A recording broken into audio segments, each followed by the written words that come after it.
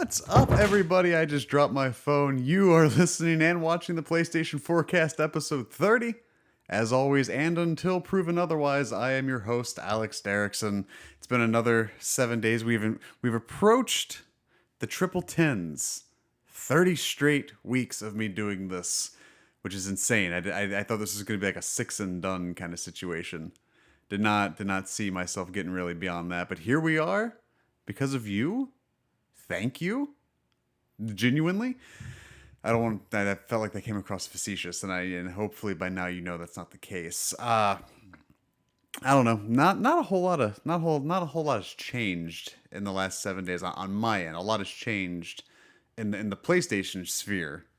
Schmear. I gotta find my phone. I need that thing. Uh, the flaming dumpster continues. Or however you want to describe the fact that, like I said, there's no real editing, no real peek behind the curtain. This is just pretty much what you're getting in the unfinished bedroom that is where I do this show. Spent some time. I think I'm about maybe a quarter of the way through Detroit Become Human at this point. Really still, and I really like the story. I think this is really well acted. I genuinely do think this is the best looking game I've ever played. I still stand by that statement. Like I've never felt like I could. I actually text a friend of mine and I was like, I feel like I could reach out and touch Lance Henriksen.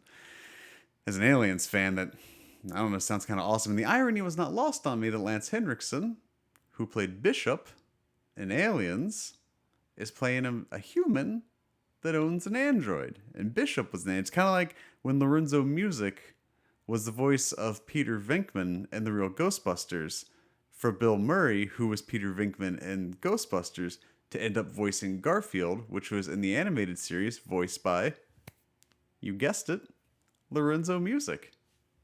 Who knew? You pop into the PlayStation Forecast, you get a lesson about the world's worst cat. Seriously, Garfield, goddamn. Garfield hasn't been good since like the 90s, maybe? Like early to mid. There was a run. There's a run there's two memorable strips of Garfield that ran like a full story arc. One was where he and John, no matter what, they always got caught in the blinds. That was hilarious. If someone tried to help them, caught in the blinds. Odie tried to help, caught in the blinds. They go out on the street, someone's like, hey, let me give you a hand with that. And they're like, no, caught in the blinds. There was another one that I feel like I'm insane about. If someone could help me and tweet proof of this to twitter.com/pressx to proof of a Garfield story arc where no matter what he did, by the third panel, he got attacked by a dog. And it was always like this like sneak attack dog of some kind. There was like a trapdoor dog, and the dog, if I recall correctly, was wearing, it reminded me a lot of Muttley from Wacky Racers, but I feel like he had goggles. I think goggles were part of this dog's attire. If you could somehow find proof, I have Googled Garfield sneak attack dog many times. I've yet to be able to find proof of it. So there's that. But no, something about Detroit, man. I'm waiting. I'm still waiting for all the characters to come to a head, and I think I'm getting there. But I'm so genuinely terrified of playing this game and being like, one of these people are gonna die, and I'm not gonna be able to see their story to its conclusion. To the conclusion that I would like to see it. And it's like, now I wasn't doing the show when I played this, but when Planet of the Apes Lost Frontier came out, I was super jazzed about it. I was really excited. Love this new Apes trilogy. So I get in there. It's a 2.5 hour experience. It's not really a game because there's no, like, as I found out, no chapter select after you finish it. And I played this thing just, in terms of how I play my narrative-based games, straight as an arrow, down the line, exactly how I would have, because I play these characters as if I'm them. I'm making these decisions. I'm living this universe vicariously through them. So I'm making the decisions that I feel like I would make. And I feel if I stay consistent, if I stay true, it'll all work out and I'll get the conclusion I want, because I can see the conclusion coming. You can see down the line and be like, all right, cool, I'm going to do A, B, and C. That's going to be D, E, F, G, H, I. And then, we'll eventually get to the Z that we're all looking for. So I play this thing straight as hell. Just absolutely down the line, exactly making the same kinds of decisions. The same, I guess to an extent, safe, but like intelligent decisions, and I make one decision at the end. And I was certain that what I was about to do was going to get me the exact conclusion that I wanted. I make the decision that has fallen in line with every decision I've made that to this point has given me every conclusion that I've wanted. And at the end, I get a terrible ending. I was so upset. And it impacted me because I was writing a review for it for my old blog. And I sat there and I remember looking at my wife who endured this 2.5 hour, really good story, really not good looking game. It had a lot of texture loading problems.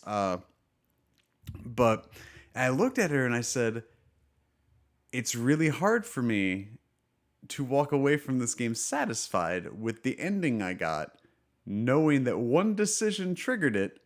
And then if I want to go back and fix it, it's going to be another 2.5 hours for me to do because it's a playlink game. So it's meant to be played in a single sitting. And I was not about to do that again. I had already committed, nigh 3 hours of my night to that. And I was not about to make it 6. Or I guess maybe closer to maybe 5-ish, 5.5, 6 hours. But, and sit the technical flaws and things like that. But it was really hard. And I'm waiting. I'm genuinely scared playing Detroit that I'm going to make a decision that in my head, I'm like, that makes sense. This is the logical step. This is the decision we're going to make. And I've played it this way the whole game through. And it's just going to end with me being incredibly depressed that somebody that I've grown attached to dies. So I'm hoping to avoid that. I was really hoping I would have had more to report back on my feelings about Detroit, but still feel the same. Story's really intriguing. Really want to get in there more. It's just time's kind of been a little crazier this week. And it's downright phenomenal looking. Like when I read that article about how they couldn't incorporate a photo mode because they had maxed everything out, I do believe that looking at it. Yeah, that's what I've been up to this week in terms of what I've been playing. We'll get into everything else here because if you didn't know, this is the PlayStation Forecast and it does come to you each and every Tuesday at 9 a.m. Eastern Standard Time on YouTube.com/PressX2Alex and podcast services wherever you get them, except for SoundCloud. Like I said, if someone wants to pony up the SoundCloud dollars Americano, it's $130, get at me. I'll do it. But like I don't have $130 I can just drop when I'm already paying for, Podbean, which gets it everywhere else. It's a shame because if I want to do SoundCloud, you won't get it on time. I'm going to forget. I can only leave like 3 episodes up at once. It's not worth it to take the free route.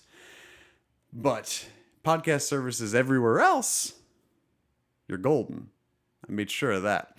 If you like the show and you want more than just my voice heard, remember you can write in to psforms.pressx2alex.com like a few of you did this week, and we'll get there too.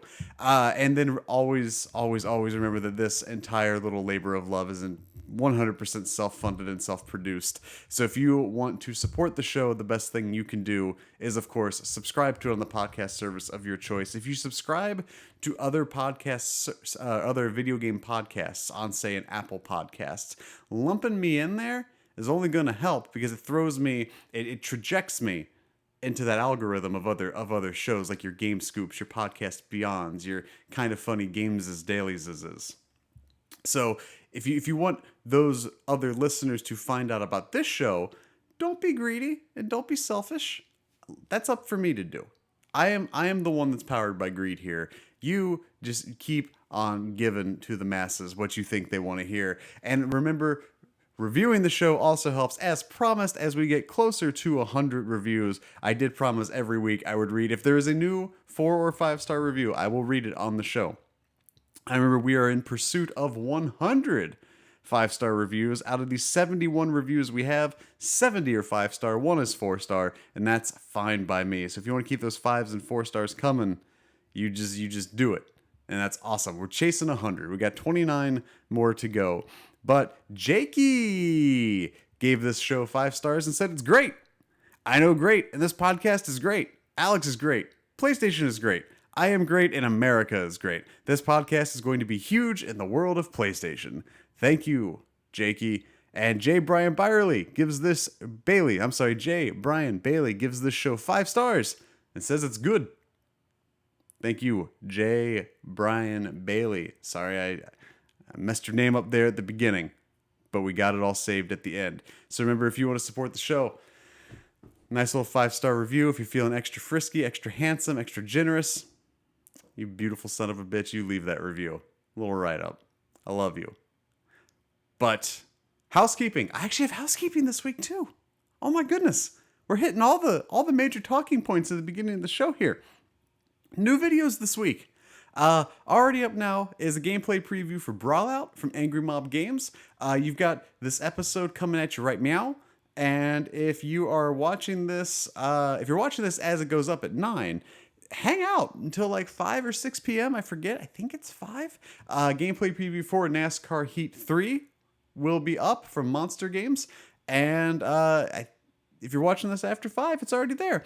And then on Wednesday at noon, I will have a video up for Pato Box from Bromeo, last week's Alex Derrickson Ask Game of the Week. And believe me, as an Alex Derrickson Ask Game, it was 2 weeks ago, I think. Yeah, it was 2 weeks ago's Alex Derrickson Ask Game of the Week.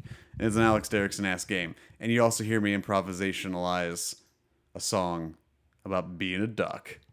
But that is it for the stuff coming up, which means without further ado, let's get into the news. Kept you waiting, huh? This one came in this morning. Threw my whole thing on a whack. I had this all organized. Now everything's in disarray. But I think it's important to talk about, especially with the game coming out here a week from Friday, where from GamesIndustry.biz, James Batchelor is talking about how Rockstar has been, quote, working 100-hour weeks, end quote, on Red Dead Redemption 2. One of the famous Hauser brothers has offered insight into the making of Red Dead Redemption 2, and the work behind the title sounds intense. The game has been in development for the best part of 7 years, with Dan Houser talking to Rockstar San Diego about how a sequel to Red Dead Redemption might look as far back as early 2011, as revealed in an interview with Vulture. A broad outline was completed for the following summer, with rough scripts for the game's story and missions ready by autumn 2012. But it seems the workload has ramped up significantly this year as Red Dead Redemption 2 finally approaches release. Dan Houser said that the team has been, quote, working 100-hour weeks, end quote, several times in 2018, later adding that, compared to previous Rockstar projects, saying, quote, this was the hardest, end quote. His brother Sam told the site earlier this year, quote, we've poured everything we have into Red Dead Redemption 2. We've really pushed ourselves as hard as we can, end quote. The result is a game that Dan claims is 65 hours long, although 5 hours of content have actually been cut, and boasts 300,000 animations, 500,000 lines of dialogue, recorded by 700 voice actors, and even more lines of code.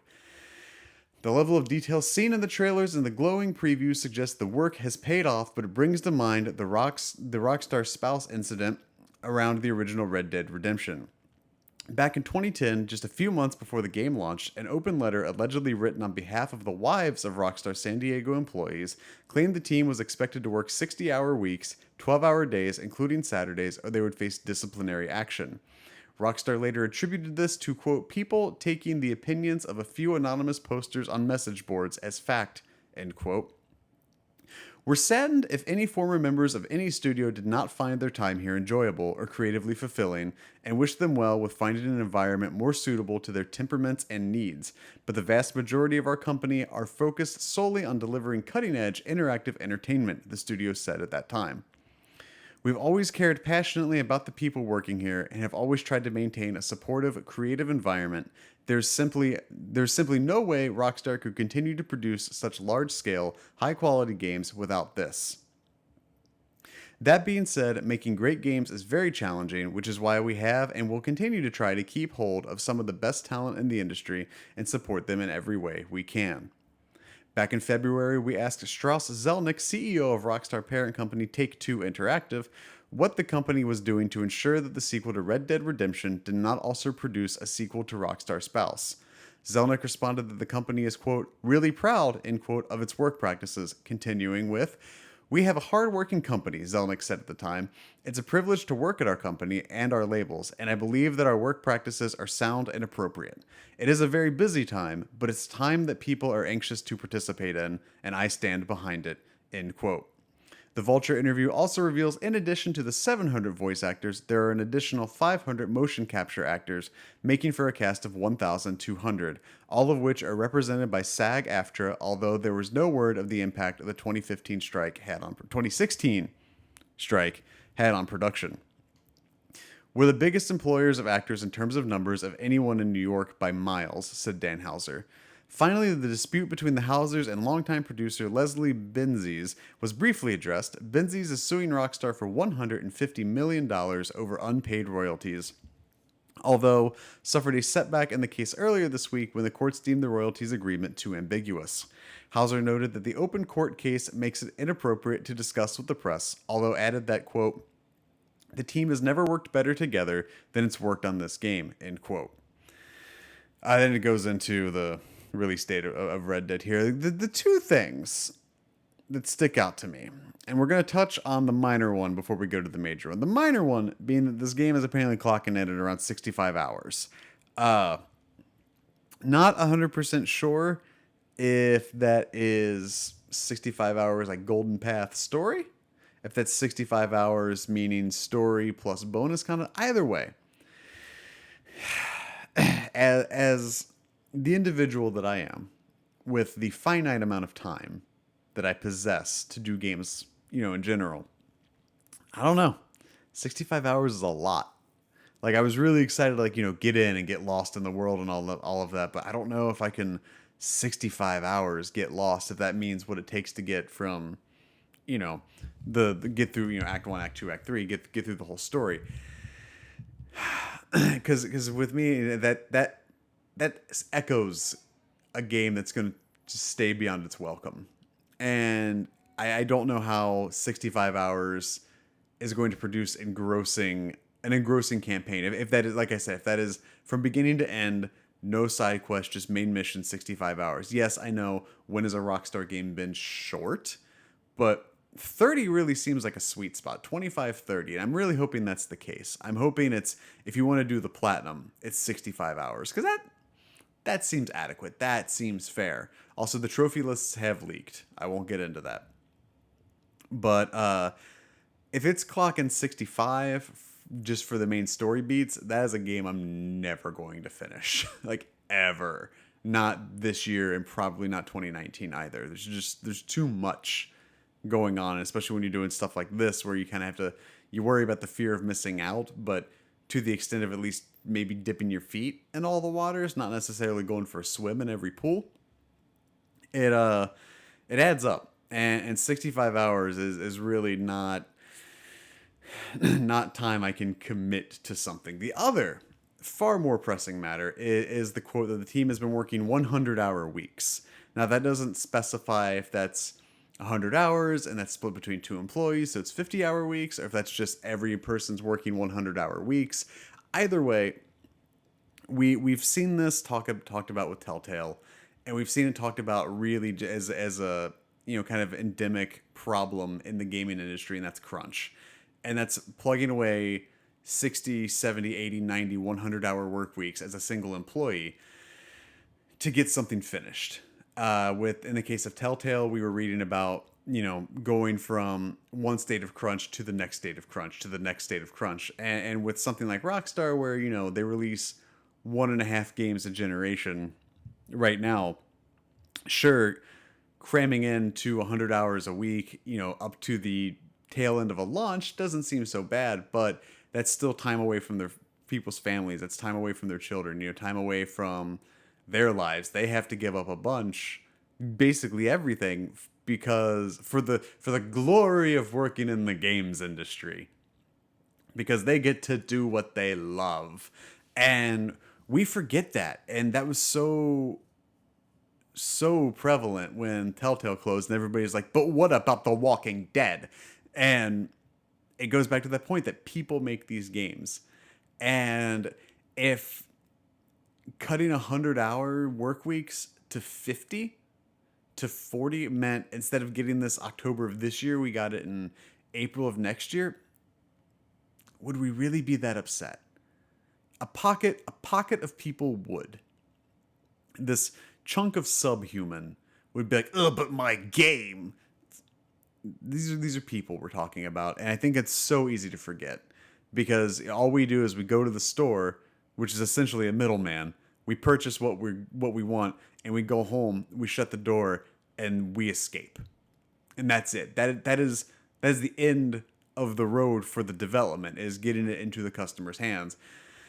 And seldom do we think to thank the people that provided us this bit of escapism. Like year in and year out, game after game after game after game, we don't think about the people. And these are lives being negatively impacted again for what is essentially a thankless job. And I think we as gamers and as people who love games and people who cover games, we need to do a much, much better job to, commend the work that's being done. And I know we have Greg Miller's TGA speech for turning gamer in 2015. To look back on is really one of the first like public mainstream beacons being shined into the sky of being like, look, these are people that make these games and we need to thank them. But I don't think it stops there. It can't stop there. We're coming up on 3 years ago. It cannot stop there. We have to make sure if a game comes out, you get to the credits. If you were really into the audio design, say you're playing Hellblade and you really love the audio design, find the audio designer. They're probably on Twitter. Thank them. Tell them they did a great job, because I doubt they get it enough. And I think that's something we need to remember, especially when massive, unbelievably impressive games like Red Dead 2 is beginning to show. We need to make sure that we look at these people and we're like, yeah, you very well could have taken like a year off your life with the work you put into this, especially towards the end. Thank you. Like, it's great. Well done. So let's not lose sight of that come October 26th, when we're putting in our discs or digital versions with their massive installs. That these are people. This is someone's hard work. This is some people's life work. And at the end of the day, they're gonna get cut, and they're gonna have to go find another job to do this all over again. It's unfortunate.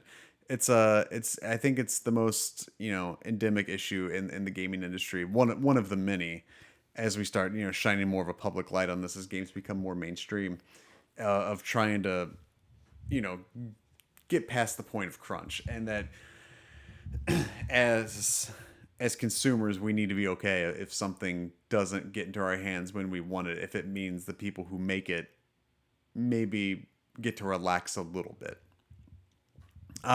Just wanted to get on a soapbox there for a couple minutes, so thank you for listening to me. So we move to the next story, which is what's kicking off a lot of fun. We've done it. It's happened. As we go to the PlayStation blog, it was revealed right after we did last week's episode. So I've had to sit on this news for a week, so it's kind of old news at this point. But PSN online ID change features entering.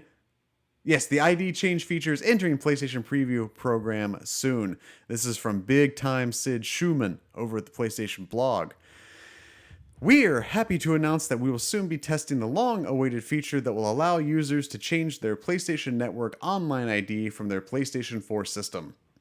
The PSN Online ID Change feature beta will be part of the PlayStation Preview program and will become available to select users that have pre-registered as testers from previous PS4 system software betas.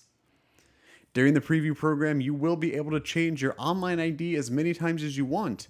The first change is free, and the changes after that will cost $9.99 US dollars and Canadian. For PlayStation Plus members, it will cost $4.99 US dollars / Canadian dollars.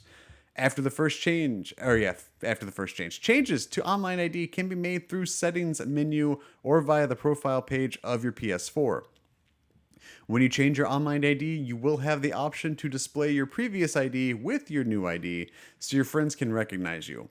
Once you decide to display your old ID or not, you won't be able to adjust this after completing the online ID change process.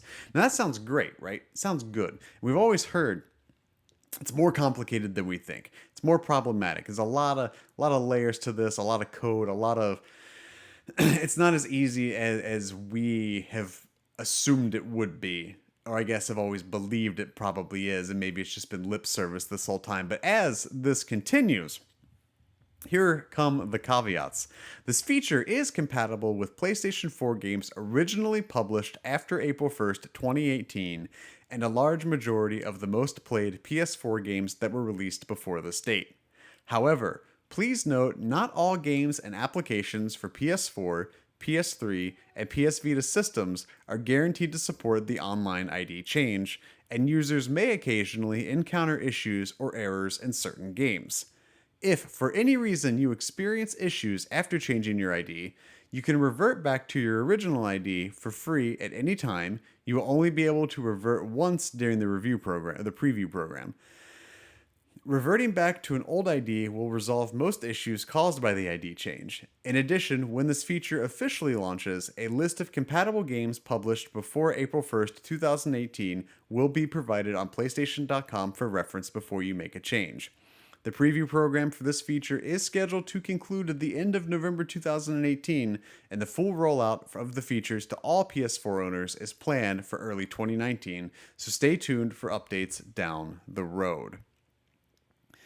So a handful of people tweeted at me or reached out in some capacity to ask my opinions on this, to ask how I felt.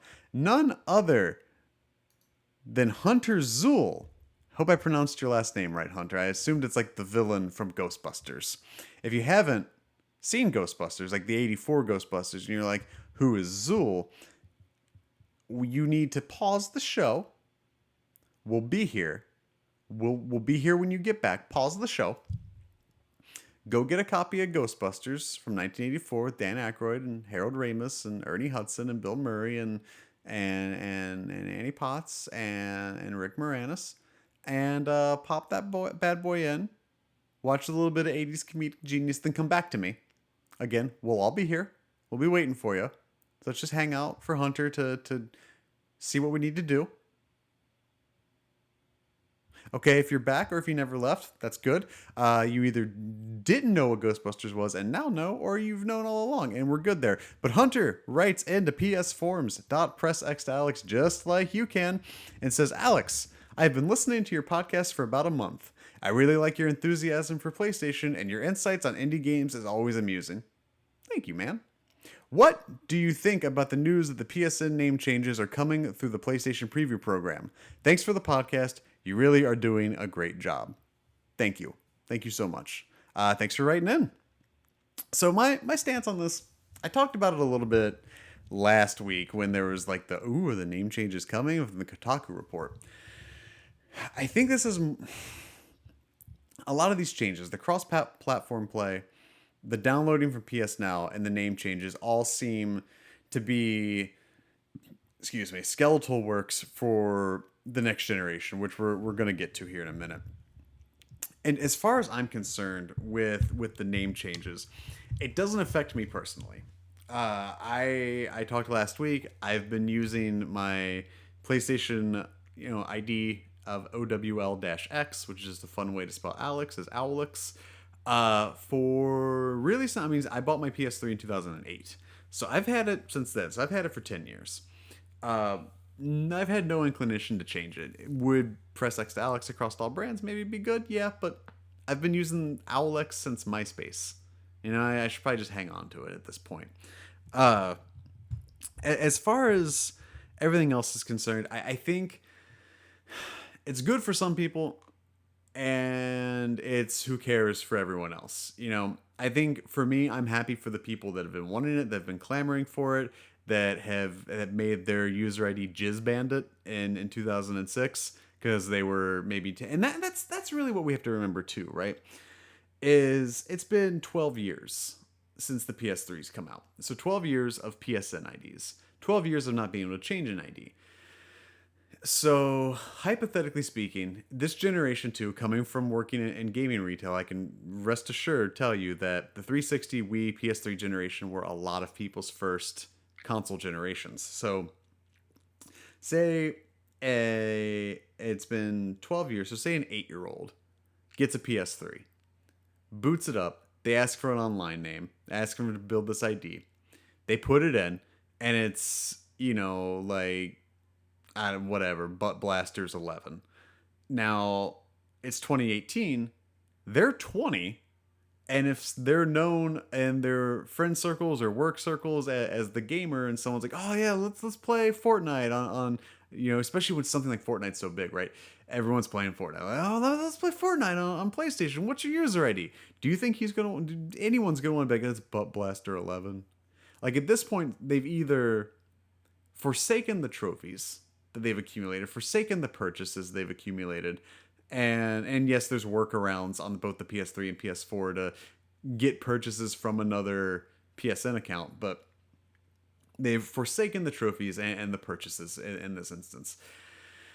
Started a new profile. I would love to see the ability to maybe merge a profile to be like, oh hey, like yeah, like okay, Butt Blaster 11, we've got your purchases, we've got your trophies. Let's move you over to James Roberts 14, and or whatever. In this instance, his ID is just this hypothetical name, and be like, look, now you've got everything again, and we're good. So I think if somebody's hung on to their name and been like, oh god, this is embarrassing, this is a great opportunity for them. I think the caveats in here, like that's got to be on games published after April 1st, and then major games, so it'll be like Destiny and probably older Call of Duties, and the stuff with a lot of foot traffic. Then that's great, but I think that also displays like was far more difficult than it was as difficult as they let on, and far more difficult than I think we believed. Because I think it's all like, oh yeah, it's hard, lip service. Yeah, PlayStation's best place to play every time. That sort of like word salad PR garbage that they would just generate. So it's good for the people that need it and the people that have been wanting it. I think for everybody else, you're either happy for the people that needed it or you just don't care. It's not a big deal. I'm not. I'm like I said, I'm not going to. I think the caveats are there's just too much going on there to be like, well, you might encounter some issues. Nothing's gonna change on the Vita. Nothing's gonna change with the PS3. Like, we're too far removed from those systems, and or Sony is too just about them to really like get in there and fix stuff and tinker with the infrastructure for things like that. I do think, like I said, this is more of a move towards the future. They're trying to, I think, get a few of the bigger holes plugged, like I said, with the downloading and the cross-platform, cross-progression, and the name changes. Kind of get the last bit of the consumer-unfriendly holes plugged before we move to the next generation. But in terms of my stance on it, great. Awesome. It's about time. I can't believe we're here. I can't believe it's actually happened. This long-running joke is over. But, it helps those. It helps those that need it. And to all of us, the terrible names will be missed. And until... At this point, you're out of excuses, too. If you come up with some asinine name, you're like, well, you're not stuck with it. And you did that intentionally. So, whatever. I guess they're all done intentionally, but in 2018, if you're 22 and you're still making stupid names like that, you've only got yourself to blame. Sticking with the future here, this is where we're going to, I think, spend a lot of our time here, because I think this is going to be fun to discuss, because I've been on and off the Twitters about this at twitter.com/pressx2alex. This is over at The Verge from Mr. Sam Byford, where Sony CEO says next-gen PlayStation hardware is necessary. This is really the first confirmation that next-gen hardware is in motion. Like, we're not dumb. We're not immune to knowing about this, but, like, it's going on. We know it. It's confirmed at this point. As if there were any doubt given the barnstorming success of the PS4, Sony president and CEO Kenichiro Yoshida, I don't think any relation to Shuhei, has confirmed plans for a successor. Quote, at this point, what I can say is it's necessary to have a next generation hardware, end quote, Yoshida tells the Financial Times, while declining to confirm the name PlayStation 5. The Financial Times didn't report any further details, but placed Yoshida's comment in the context of, quote, mounting debate over how Sony should address the spectacular size of the $70 billion global smartphone gaming market, end quote. Similar concerns were raised around the launch of the PS4, of course, and that machine went on to outperform expectations. Most recently, the Nintendo Switch, too, has proven that there's still a strong market for dedicated gaming hardware.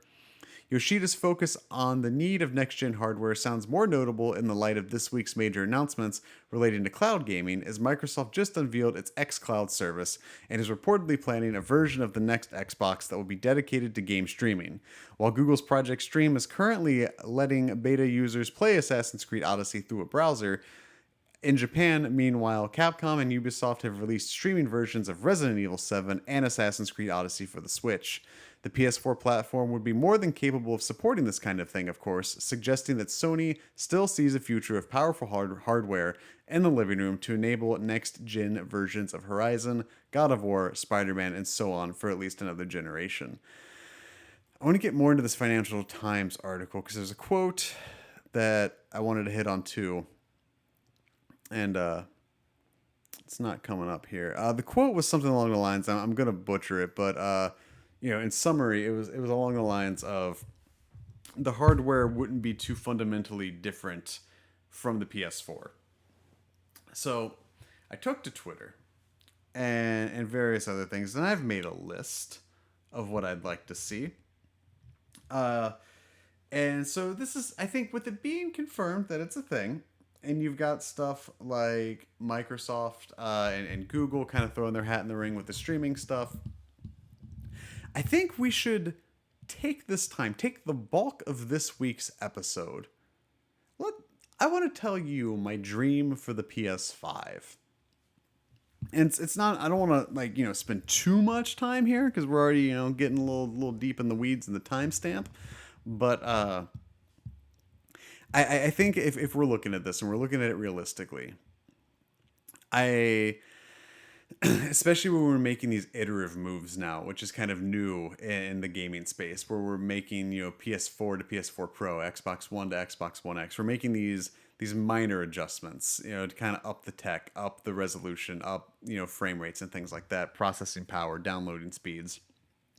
I think we're past the point of like the Genesis to the PS1, or the PS1 to the PS2, or even in some cases PS2 to PS3. I don't know how much better the games are going to look. I think we're going to start hitting a point where it's going to be incremental increases. I think if you're going to roll out a PS5, a lot of the stuff that were tweeted back at me was backwards compatibility.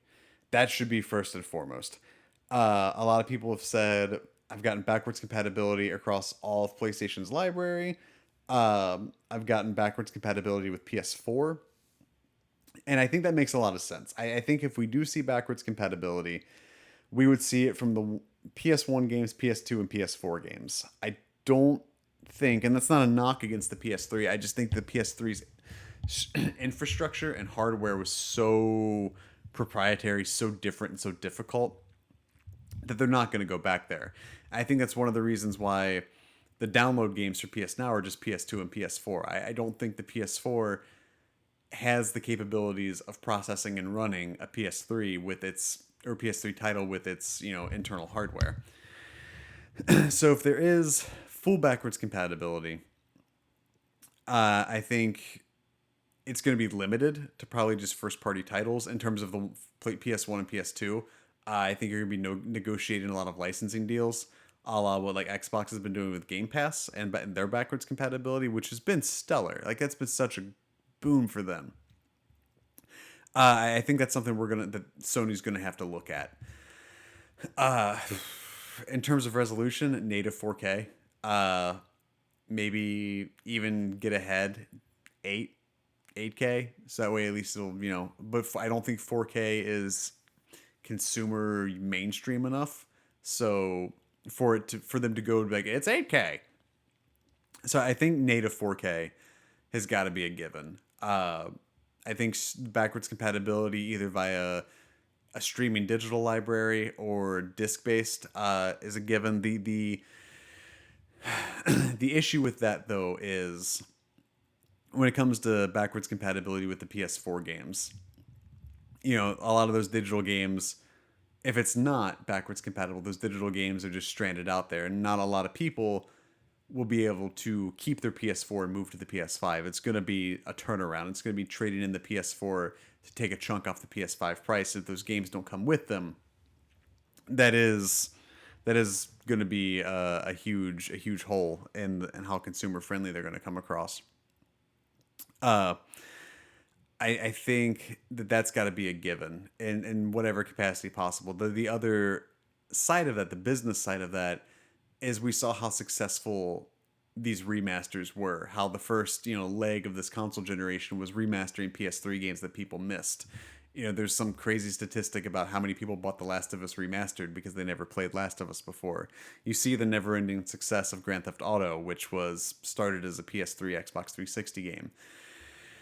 So it's you've got to wonder if the end justifies the means, if the potential loss is going to be worth it, or if they do come out and they're like, look, it's Spider-Man for the PS5. It's this game you love but better, and you can still have your PS4 version play, but if you want the even prettier version with the better puddles, you got this one.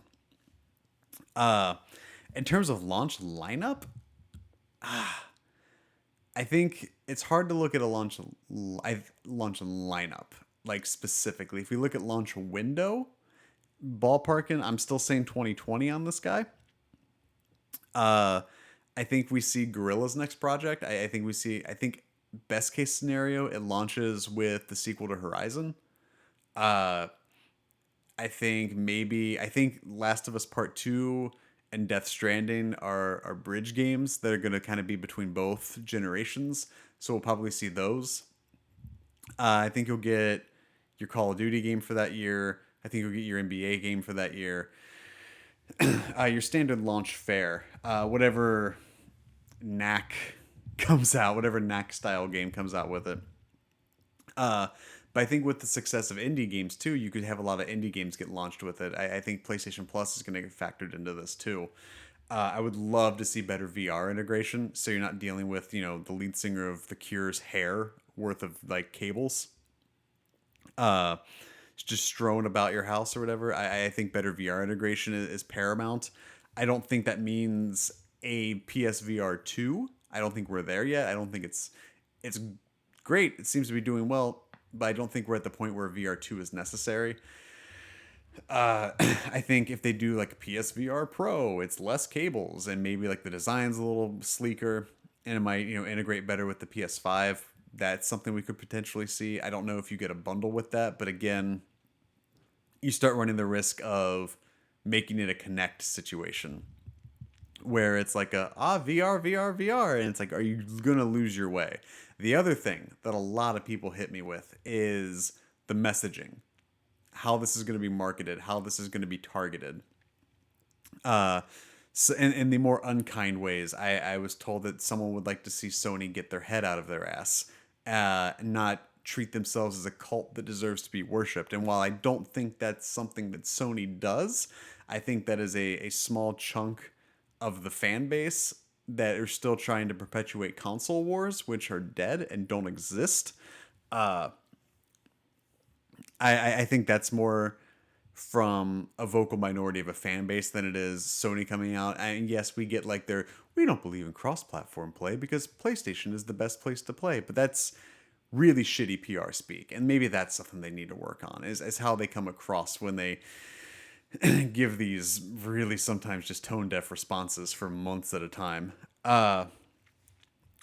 Going back to the launch lineup, like I said, I think Death Stranding will probably get lumped in their launch window lineup. You'll see, I think a lot of tail end games like Ghost of Tsushima will probably end up in a PS5 like bridging kind of situation. I think we could see a remaster version of Spider-Man, a higher def God of War, because these games that come out towards the end, people may sleep on. I mean, because there's still people buying PS4s. Like, I still get texts from people to being like, "Hey, I just got a PS4. What games would you recommend?" And I'd be like, "Waiting 2 years." But there's still so much good and great on that console from this generation that I think having some carryover is going to be positive. It's going to be fine. Uh, but if I had to just dream something up, I would love native 4K, better VR integration, uh, better, very clear marketing message, not this. Because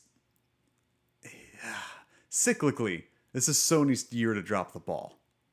This is Sony's generation to fuck up. Because Nintendo did it with the Wii U, Xbox did it with the Xbox One. It's Sony's time to drop the ball headed into PS5.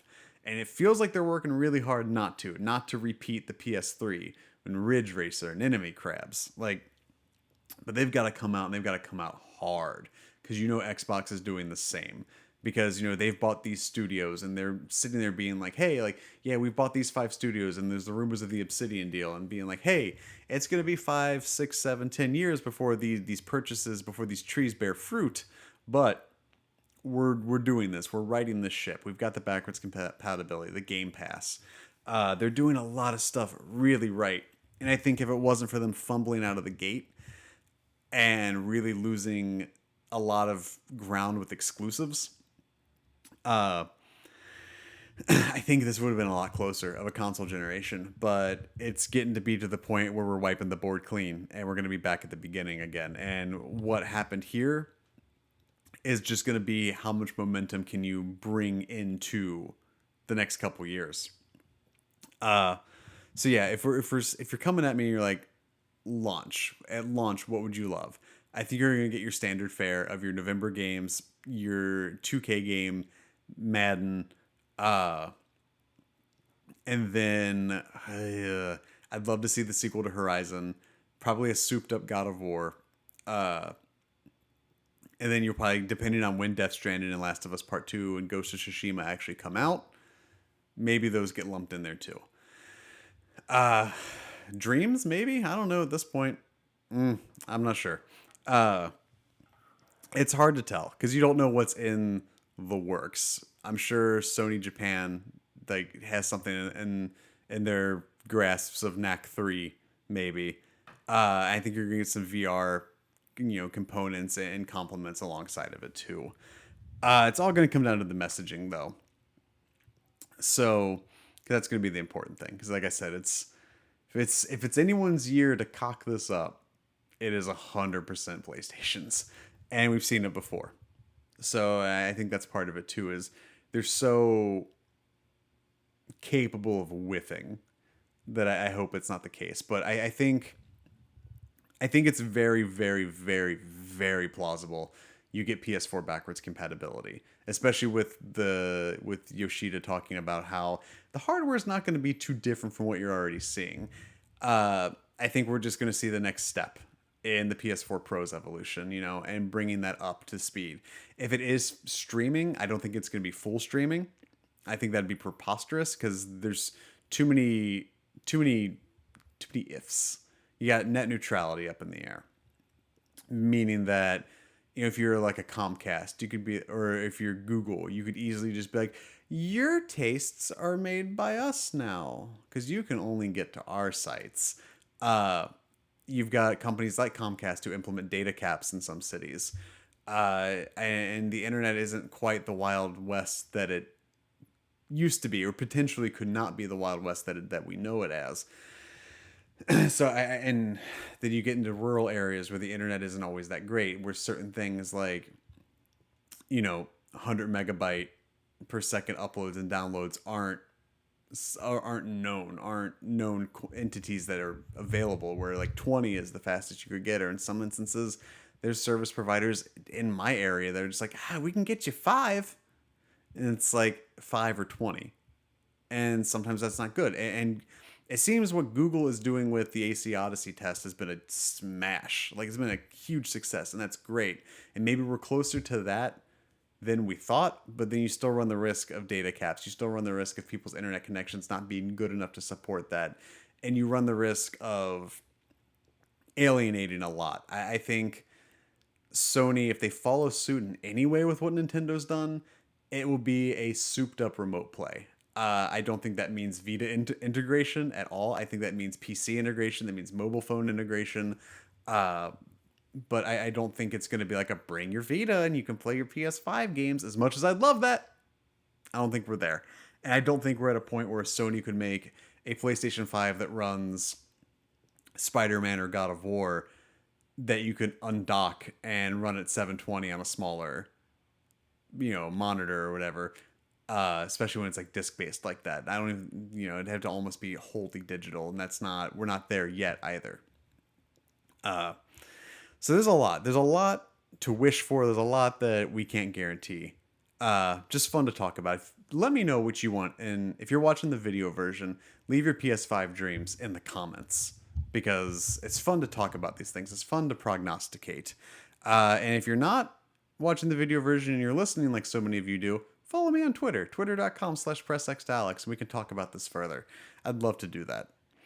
Uh, we're going to get through the rest of the news here. It's not a whole lot else going on, but this is from Cog Connected. From Isaac Monterose. Capcom plans to launch major multiple titles each fiscal year. A recently released Capcom integrated report states that the company plans to launch, quote, major multiple titles each fiscal year due to a shortened launch cycle. Also, as part of, end quote. Also, as part of their launch strategy, Capcom will focus on releasing titles for major IPs and utilizing quote, dormant IP and remakes, end quote. Capcom plans on releasing, quote, approximately 3 major titles each year, end quote, along with developing additional content for those games in order to increase their sales. When it comes to their catalog titles, they plan on making a profit through, quote, download sales of past titles and re-releasing past hit titles for current generation game consoles, end quote. For the time being, we will place a priority on maximizing the revenue from current core IP while also actively utilizing dormant IP, end quote, part of their growth strategy read. It continues, as the creation of new IP is also indispensable for medium to long-term growth, we will concurrently create new brands as well, end quote. Capcom's business strategy regarding developing more remakes and using dormant IPs lines up with comments made during an official Q&A held earlier this year when they expressed an interest in utilizing games in their back catalog. So this is kind of on the heels of Capcom closing Capcom Vancouver and probably shelving Dead Rising for the foreseeable future. Hunter money. Capcom's rebounding nicely. How long they hold on to that, we'll see. But we'll see how this new plan works for them. Over at Eurogamer, Ian Higton is talking about hands-on with Ghost Mode, Hitman 2's new 1v1 online multiplayer. Hitman 2 will release with a brand new 1v1 competitive online multiplayer mode called Ghost Mode. This is the first time that stealthy slaphead Agent 47 has indulged in any kind of competitive multiplayer, although the recent Sniper Assassin minigame did offer a taste to series fans. Ghost Mode pits 2 players against each other in a race to be the first one to take out 5 targets undetected. Whilst players are given the same targets and are able to see each other in-game, they actually exist in separate instances. This means their actions will not affect the other player's world. Let's see here. So why now and why competitive multiplayer? Eskil Mole, associate game director on Hitman 2, says, quote, one of the things we always found is that it's actually extremely competitive Hitman. But it's a single player game, so we have all these people trying to compete and do it the fastest, the most silent and whatnot, and we thought there's such a big added layer when you're actually competing in real time against someone else. So we really wanted to pursue that, just as we wanted to bring co-op as we showed off in the Sniper Assassin mode. Now we wanted to do the opposite and see what that gives you, but we wanted to do it in a way that was true to the mechanics we have. Sometimes we couldn't or didn't have the intention of saying, alright, let's just unleash 2 people in a map and stuff and have them shoot at each other, because other games probably do it better than what we could do with our systems currently, as you've seen it before. Then goes on, just kind of more in that interview and everything like that. Cool. I missed that first Hitman, and by first Hitman, the reboot Hitman. A lot of people really liked it. I think it was Giant Bomb's game of the year it came out. Hitman 2 isn't episodic, so I might be more inclined to check it out much later. It's not like I'm not in a rush to get it. But I think it's really cool that IO Interactive was able to hang on to this. You know, I think it was Square Enix that kind of turned them loose, and they're like, hey, we're not going to work with you guys anymore. And they're like, can we have Hitman? They're like, yeah, you can have Hitman. Like, we're going to buy Hitman. So I'm glad to see Hitman lives on, and they're adding an extra, layer to that onion. So if you're a Hitman fan, you got more you can do. That's always good. Over at VGR, this is from Katri Marcel. Call of Duty Black Ops 4 launch day was the most successful in digital sales for Activision. If you were a non-believer thinking that the Call of Duty Black Ops 4 launch date will be disappointing or that the game won't stand tall to the expectations, you were mistaken. The game is already having its glory days with top spots on Twitch along with a radiant sales opening. According to the publisher of Black Ops 4, it has managed to surpass the sales record that World War II set. Of course, that stands for digital sales. It's only an Eurogamer has reported that in UK, Black Ops 4 has shown a 50% decrease in physical copies sold over World War II and a 59% decrease over Black Ops 3. This is probably due to the Season Pass policy for the game this year. It's probably the reason that made fans choose its digital version over the classic retail. Robert Kotsich, EVP and GM of Call of Duty, has stated in the press release post today, quote, Black Ops 4 is an incredible game, and the community's response to it has been amazing. We have shattered multiple digital day one sales records, and the number of people who connected online on one day to play has grown year on year. But probably the most important thing is that the community is having so much fun across multiplayer, zombies, and Blackout. We are incredibly thankful for the community's trust and support. This is just the beginning. It's going to be an incredible journey with Black Ops 4, end quote. Awesome. I think a lot of people were real shaky of how's this going to do without single player? What is this going to do without a campaign? And I think, I'm sure they alienated some swath of their customer base, but I think getting that Blackout beta out there was genius. And actually genuinely working with it and trying to be like, look, we've expanded the player count, we've bettered this, like treating it as an active, live, breathing beta. That's great. Their success is our success, as I like to say. It's going to make the other, shooters try a little harder, and I think it's going to put a massive dent, if we're not seeing it already, a big dent in the PUBG market. And that's just the way this goes. Fortnite, I think, stole a lot of their lunch, and Black Ops is just coming for the remains, and then they're going to start trying to take Fortnite's lunch. So when you get a game in a genre that's so popular right now with that polish and that panache that the Call of Duty games have, whether you like the games or not, there's not really a better shooter on the market, a more mechanically sound shooter on the market than the Call of Duty franchise, no matter who the developer is that year.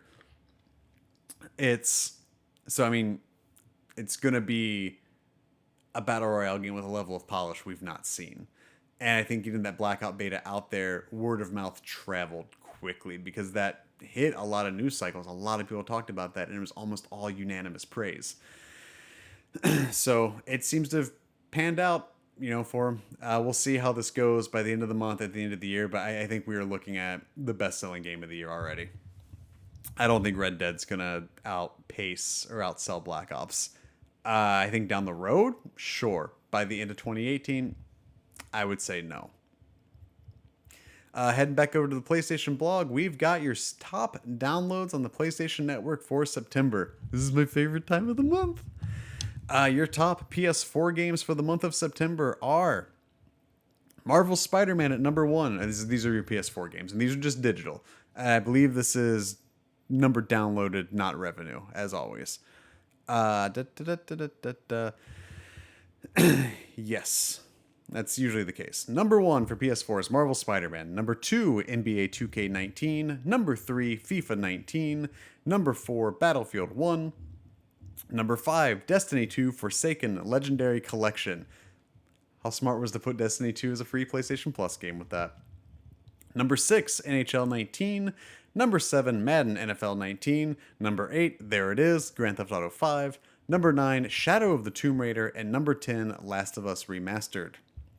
Your top 10 PSVR downloads are number 1, Firewall Zero Hour. Number 2, Super Hot VR. Number 3, Creed Rise to Glory. There it is. Number 4, Job Simulator. Number 5, Rick and Morty Virtual Reality. Number 6, Batman Arkham VR. Number 7, Moss. Number 8, PlayStation VR Worlds. Number 9, Until Dawn Rush of Blood. And number 10, Catch and Release. Free-to-play games, number 1's Battle Royale. Fortnite Battle Royale. 2 is Warface. 3 is H1Z1 Battle Royale. 4 is Brawlhalla. 5, Warframe. 6, Defiance 2050. 7, Pro Evolution Soccer 2018 Lite. Number 8, Paladins. 9, Fallout Shelter. And number 10, DC Universe Online free-to-play. Your top 10 PlayStation Vita games. Number 1, Hyper Dimension Neptunia Rebirth 3 V Generation. Number 2, Hyper Dimension Neptunia Rebirth 1. Number 3, Hyper Dimension Neptunia Rebirth. Was there a sale? Hyper Dimension Neptunia Rebirth 2 was number 3. Number 4, Digimon Story Cyber Sleuth Hacker's Memory. Number 5, God of War Collection PS Vita. Number 6, Metal Gear Solid HD Collection PS Vita. Number 7, Stardew Valley. Number 8, Assassin's Creed 3 Liberation. Number 9, Jak and Daxter Collection. And number 10, Minecraft PlayStation Vita Edition. And finally, your top 10 PS Classics are number 1, Grand Theft Auto San Andreas. Number 2, Bully. Number 3, Destroy All Humans 2. Number 4, The Warriors. Number 5, Grand Theft Auto The Trilogy. Number 6, Destroy All Humans. Number 7, Grand Theft Auto Vice City. Number 8, Psychonauts. Number 9, Red Dead Revolver. And number 10, Metal Slug Anthology. So those are your top downloads from the PlayStation Network for the month of September. October will be interesting. October will be really interesting. I'm kind of excited about that one. I get excited about all of these either way, but we'll see in a couple of weeks what October brings. See. And going over to pushsquare.com, Sony Santa Monica Studio is hiring possibly for 2 future projects. This is from Annette Magana.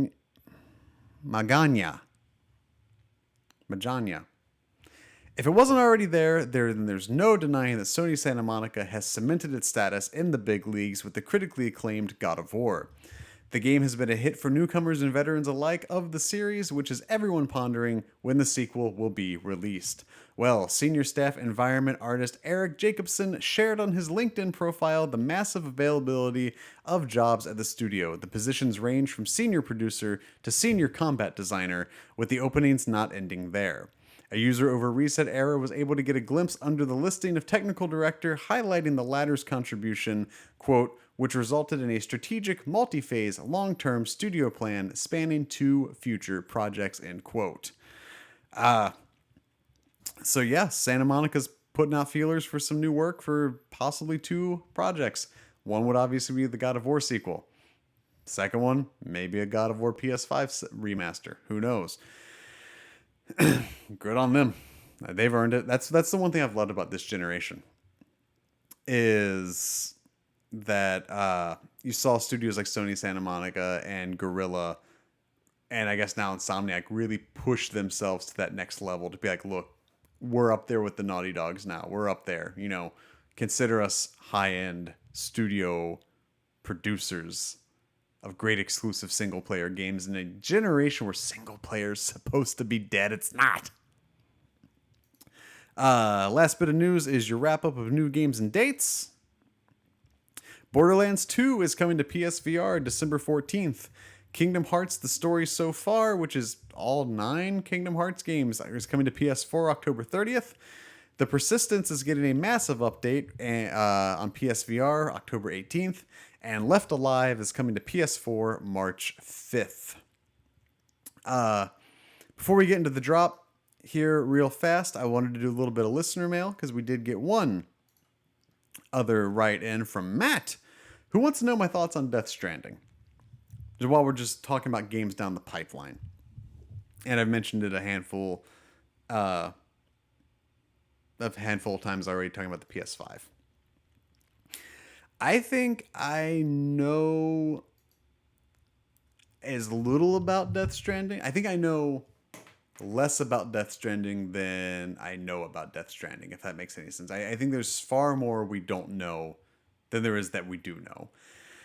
I like the fact that we're keeping the release date, or that that they are keeping the release date close to their chest. They're not talking about it. They're not giving a window. They're not even hinting at anything. Uh, I like that we don't really know the genre. We don't really know a whole lot about what's going on. The trailers and stuff that we see, even coming out of Tokyo Game Show, are even more baffling and befuddling. I like the fact that people are trying to dissect these trailers, link them back to Metal Gear, talking about PT, because it's Kojima, and Kojima likes to make us think. He likes to get those wheels turning, you know? And so it's no surprise that he's releasing a game that looks absolutely crazy as shit. So, I don't know. I don't know. My thoughts on Death Stranding is I'm for it. I want to see more of it, but I also wouldn't mind not seeing anything about it again for the next year, unless it's a release date. So it looks gorgeous. Whether this is PS4, PS5, I don't know. I think what he's done with the Decima engine portends well for the sequel to Horizon running on the same engine. But as far as everything else, I've talked about it a handful of times. I think on episode 12, which was the E3 post show, I may have gotten into details about it. I don't know. It's hazy. It's 18 weeks ago. But who's counting? Me. So it's a Kojima-ass game. And that means there's a lot that we still don't know about it. So we'll see. I'm excited for it, but I'm trying to stay tempered in my excitement. I don't want to be like, Death Stranding's going to be the game of the century, because I don't know that. I don't know. I just get confused with the shit out of me. So we'll see. My stance on Death Stranding is that I'm excited, but I'm keeping the excitement tempered, so the jury is out. That is it for the games that are coming soon. But if you want to get on the PlayStation Store today, when you're listening to this, and want to see what was added, well, I've got that for you too. So let's do the drop. So these are your games for the week of October 16th, 2018. Crayola Scoot comes to PS4 digital and retail. Creativity wins in this colorful freestyle scooter championship.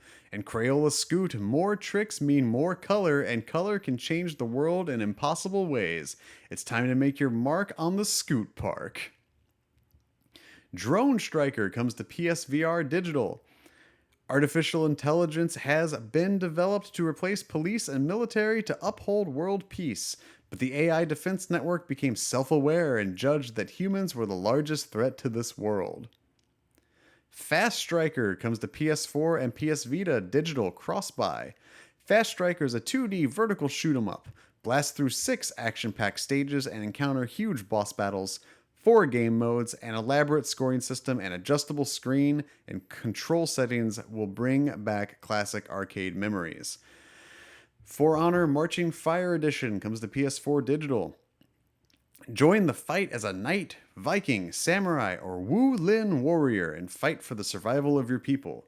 Play in a variety of thrilling modes including PvP, story, campaign, PvE, and co-op. Gnome's Garden comes to PS4 digital, and barring any sort of thing worse coming as I scroll, this is definitely worst cover art of the week. Head out with the gnomes on a journey in this exciting fantasy strategy game, Gnome's Garden. Construct buildings and manage resources, use powerful magic, and restore ancient magical gardens. Halloween for fuck. I said as long as nothing worse came, and here we are. Halloween Forever comes to PS4 and PS Vita. Digital out October 19th. Something mysterious is happening in the pumpkin patch this Halloween. You control Pumpkin Man, a humanoid pumpkin thing animated by occult forces on a quest to discover why things are so creepy. And you vomit candy corn. You know who else vomits candy corn? Me, when I eat candy corn. Heavy Fire Red Shadow comes to PS4 Digital. In Heavy Fire Red Shadow, tension between a bold North Korea, which has managed to unify with South Korea entirely on its terms, and the United States has gone beyond its breaking point. The fuck? What? Tensions between a bold North Korea, which has managed to unify with South Korea entirely on its terms. Whose terms? South or North Korea? And the United States has gone beyond its break. Okay, the Jackbox Party Pack 5 comes to PS4 Digital. It's the biggest party pack yet, with 5 party-saving games, including the return of the classic pop culture trivia mashup, You Don't Know Jack. Use phones or tablets as controllers and play with up to 8 players, plus an audience of up to 10,000. Lego DC Supervillains comes to PS4 Digital and Retail. It's good to be bad. Players will create and play as an all-new supervillain throughout the game, unleashing mischievous antics and wreaking havoc in an action-packed story. NBA 2K Playgrounds 2 comes to PS4 Digital and Retail. NBA Arcade Action is back with NBA 2K Playgrounds 2. The sequel to the original smash hit takes street balling to the next level. Pick your team, get ready to jam, and ball without limits, unless that limits is having a goddamn platinum trophy, because this one still doesn't. What the hell? Arrgh.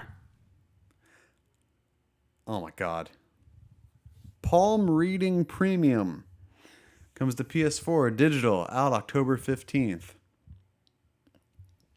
Palm Reading Premium is the most luxury and professional palmistry and curology software out there. You can use it to analyze, read, and master your palm lines and palm fingers without knowing anything about hand reading. Oh my god. Who fell asleep at the wheel and let this one come through? I'm not even going to try for another worst cover art of the week. Palm Reading Premium gets it. For fuck's sake. Now I got to know if it has a platinum. Phobos Vector Prime, the first ring, comes to PS4 Digital. Discover the origin of the Renegade faction with its leader, J.L. Brown, in the first single-player campaign of Phobos Vector Prime, the frenzied third-person shooter arcade. Pipe comes to PS4 Digital October 17th. Pipe is a physics-based BMX experience designed to simulate realistic BMX motion. Perform over 50 aerial stunts, grind any quarter, and get big air in the pipe. Renaissance of Fate 4K HD Edition comes to PS4 Digital October 19th. The fate-changing multi-gun battle RPG is back with new 4K HD Edition. Get involved in acrobatic gunfights while determining the destiny of a devastated Earth. Riot Civil Unrest comes to PS4 Digital October 19th. Riot Civil Unrest Riot Civil Unrest is a riot simulator that places the player in the heart of some of the world's most fractious clashes. Sinner Sacrifice for Redemption comes to PS4 Digital, out October 18th. Rise from the depths of a crumbling kingdom into the challenge of defeating increasingly difficult demonic bosses. Choose aspects of yourself to weaken before defeating the avatars of sin. Soul Calibur 6 comes to PS4 Digital and Retail October 19th.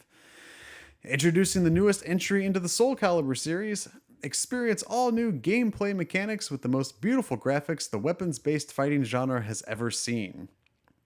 Starlink Battle for Atlas comes to PS4 Digital and Retail. Lead a group of pilots as you build a starship, explore the Atlas star system, and battle the vile Grax and his Forgotten Legion. Gain the advantage against the Forgotten Legion with the entire first collection of pilots, starships, and weapons. The Hunter Call of the Wild 2019 edition comes to PS4 Digital and Retail. Experience the thrill of the hunt in a visually breathtaking, technically groundbreaking, vast open world. Explore the atmospheric single-player campaign yourself, or go on the ultimate hunting trip with friends. Warriors Orochi comes to PS4 digital and retail. A dream collaboration starring heroes from Dynasty Warriors and Samurai Warriors. Introducing Magic to the series, you can now experience even more thrilling, intense Musou action. And those are your new releases for this week. Worst cover art of the week, Palm Reader Premium. Alex Derrickson Ass Game of the Week, NBA 2K Playgrounds 2, despite its lack of its platinumectomy that it's clearly had. But with that being the end of the new releases, that means we're coming up to Trophy Talk. And remember, Trophy Talk is the part of the show where I try to get you from 0 to 100 on a game as fast as humanly possible. And if you're worried about the sanctity of the trophy lists, no, you don't take them with you when you die. So it doesn't matter.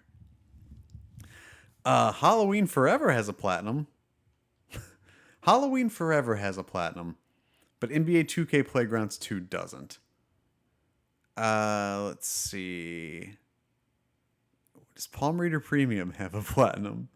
Do we have any news on Palm Reader Premium possibly having a platinum trophy? I don't even see it on here. We're search for it. Palm Reader Premium.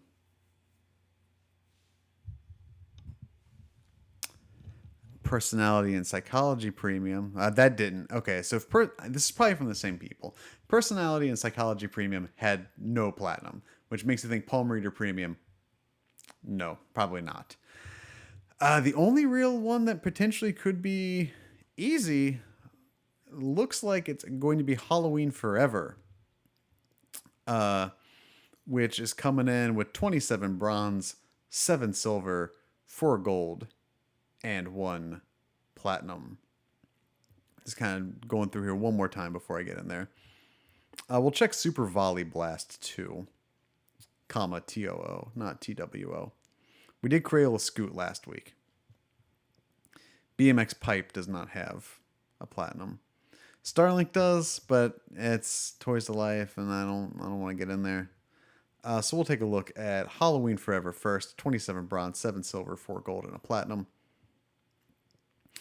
Let's see. You bested Chainsaw Mega Maniac. There's no Chainsaw Maniac tougher than this one. You bested Big Bat. Have you ever seen a bat so big? You bested Green Hydra. 2 heads are better than none, but that won't slow us down. Okay, so looks like it's beating the bosses. There's a handful of those. You rescued Butternut Bro. You won as Butternut Bro. You won as Miss. What are you winning as? What, the game?